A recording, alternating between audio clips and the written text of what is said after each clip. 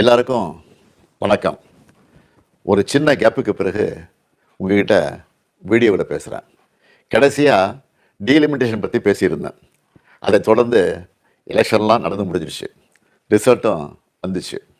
ரிசல்ட்டுக்கு பிறகு என்னவெல்லாம் நடந்துச்சு, என்ன நடக்குது எல்லாத்தையும் பார்த்துக்கிட்டு தான் இருக்கோம். 2 வாரமாக எல்லா வீடுகள்லேயும் நியூஸ் சேனல் தான் ஓடிட்டே இருக்குது. அந்த அளவுக்கு பரபரப்புக்கு பஞ்சமில்லாமல் போகுது. 2026 தேர்தல் முடிவுகளை எடுத்துக்கிட்டால் திமுக ஒரு பெரிய பின்னடைவை சந்திச்சிருக்கு.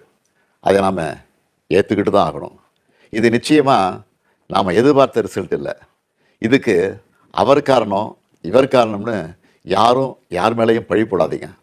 தலைவராக இந்த தோல்விக்கு நானே பொறுப்பேற்றுக்கிறேன்.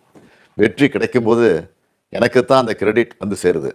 அப்போது தோல்வி அடையும் போதும் அந்த பழியை நான் தான் ஏற்றுக்கணும். அதுதான் ஒரு நல்ல தலைவருக்கான இலக்கணம். சரி, தோத்துட்டோம், அதுக்கு நான் அதையே நினச்சிக்கிட்டு முடங்கிட மாட்டேன். உடனே அப்டேட் ஆகி மீண்டு வருவேன். நம்ம எல்லாருமே அப்படி தான் வரணும். அதுக்கு உங்களோட ஆலோசனைகள், பரிந்துரைகள், ஐடியாக்கள் எனக்கு வேணும். எலெக்ஷனாக இருந்தாலும் கரெக்ஷனாக இருந்தாலும் உங்கள்கிட்ட தான் வந்தாகணும். மக்கள் தான் எல்லாம். இந்த தேர்தல் முடிவுகளுக்கு என்ன காரணம்? திமுக இன்னும் எப்படியெல்லாம் உங்களுக்காக உழைக்கணும்னு நீங்கள் நினைக்கிறீங்கன்னு சொல்லுங்கள். உங்களோட கருத்துக்களை ஓப்பனாக சொல்லுங்கள். அதுக்காகத்தான் இந்த உடன்பிறப்பின் குரல் வெப்சைட். இதில் உங்கள் கருத்துக்களை பதிவிடுறது ரொம்ப சிம்பிள். உங்கள் வாய்ஸ்லேயே பேசி கருத்துக்களை சொன்னீங்கன்னா அதுவே டைப் ஆகிடும். நேரடியாக நீங்களே டைப் பண்ணியும் சொல்லலாம். இல்லைன்னா நீங்கள் பேப்பரில் எழுதி அந்த ஃபோட்டோவை அப்லோட் பண்ணலாம், டாக்குமெண்ட்டாக அனுப்பலாம். உங்கள் கருத்துக்கள் எனக்கு வந்து சேர்ந்துடும். அதையெல்லாம் படித்து பரிசீலித்து நம்ம அடுத்த கட்ட நடவடிக்கையை வடிவமைக்க போகிறேன்.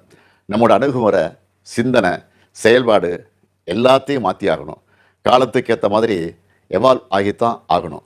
உங்கள் கருத்துக்களின் அடிப்படையில் டிஎம்கே 2.0 வரும். கட்சியோட எல்லா லெவல்லையும் தேவையான மாற்றங்களை செய்ய போகிறேன். இதனால் அடுத்த 100 ஆண்டுகளுக்கும் இந்த இயக்கம் உயிர்ப்போடு இயங்கும், உங்களுக்காக இயங்கும். உடன்பிறப்பே, நீங்கள் சொல்லுங்கள், நான் கேட்குறேன்.